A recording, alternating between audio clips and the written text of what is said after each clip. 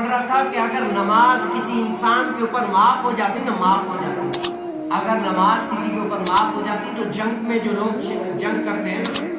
جیسے صحابہ کرام رضی اللہ تعالیٰ عنہ کفاروں سے جنگ کیا کرتے تھے، تو جنگ کے ٹائم پہ اگر معاف ہوتی، معاف نہیں ہے، معاف ہوتی تو وہاں پر معاف ہو جاتی۔ جنگ کے موقع میں بھی رب تعالیٰ نے صلاۃ الخوف، یہ خوف کی نماز کیسے وہ ادا فرمانے کا حکم دیا کہ کیا کرے، جیسے جنگ کا موقع ہے، نماز کا ٹائم ہو گیا تو دو گروہ بنا لو، ایک گروہ ایک امام بن جائے اور ایک نماز پڑھے، دوسرا گروہ ان سے لڑے، پھر وہ کیا 4 رکعت والی نمازیں 2 رکعت پڑھ کے اب یہ وہ وہاں پر لڑنے کے لیے چلے جائیں، جو لڑنے والے تھے وہ واپسی یہاں پر آ جائے، 2 رکعت اب یہ پڑھے، اب یہ امام سلام پھیر دے گا، جو 2 وہاں پر چلے گئے تھے وہ واپسی آ کر 2 اپنی پوری کریں۔ جنگ کے موقع پر بھی نماز معاف نہیں ہے،